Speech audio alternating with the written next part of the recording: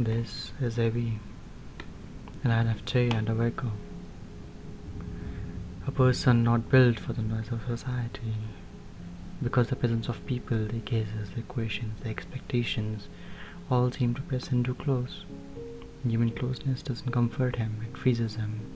He shies away from small talk the way one avoids the cold touch of metal on a winter morning. Words spoken without depth feels like static in his ears. He rarely meets eyes, not out of disrespect, but because looking too closely feels like peeling away skin, too raw, too much.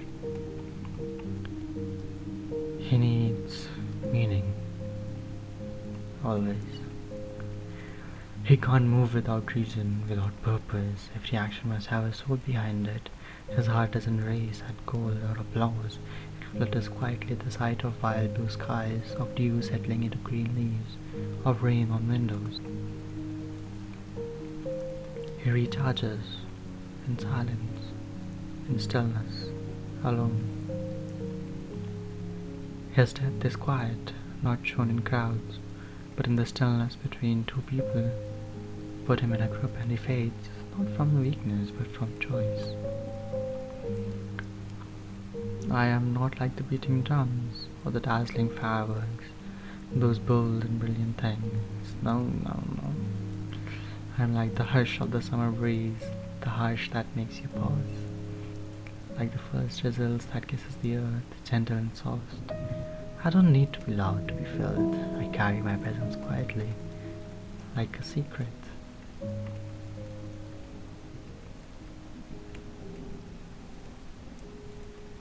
So, the past years has been strange, a little tangled up.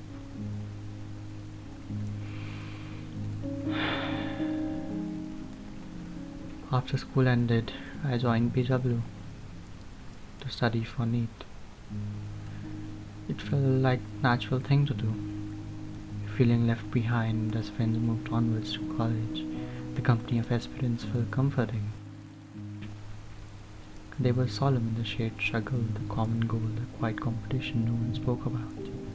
Met new people, some kind, some cutting. And in those early months, I was glowing. My eyes had a certain shine.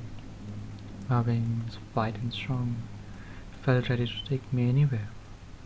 I had reasons to become a doctor, so many, and I genuinely loved losing myself in study. It felt like entering a trance where I didn't have to be anyone else. It felt like I could win the world a dozen times over.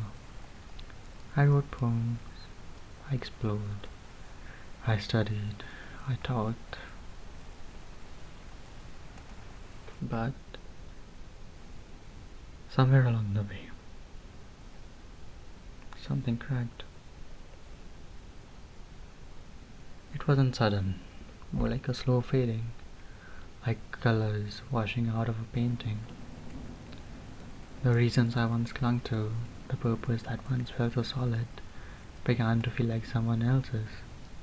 It's strange how something that once felt so clear can start to feel like a story you memorized and not a truth you believed. I realized it all a lot late, and I suffered for that. In oblivion of what I wanted, I treated the path of what others expected of me because of what I said in the past.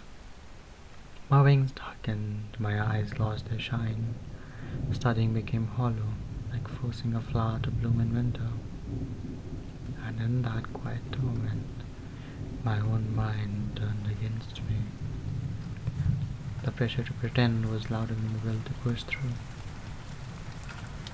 Now, I look back and see, I think it was because I saw death. That's why I wanted to become a doctor. For others' sake, not for mine. It took a long time to admit that to myself, and only a month before NEET I understood what I really wanted: psychology. Not just as a subject, but as a language, one that finally spoke to all the quiet places inside me. I talked to some teachers, some close friends, but family, others. How to explain a change of heart when they've only ever heard one version of your dream? It's hard.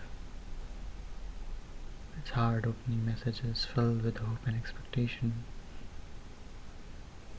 It's hard knowing people are rooting for a version of you that no longer exists. I don't have all the answers,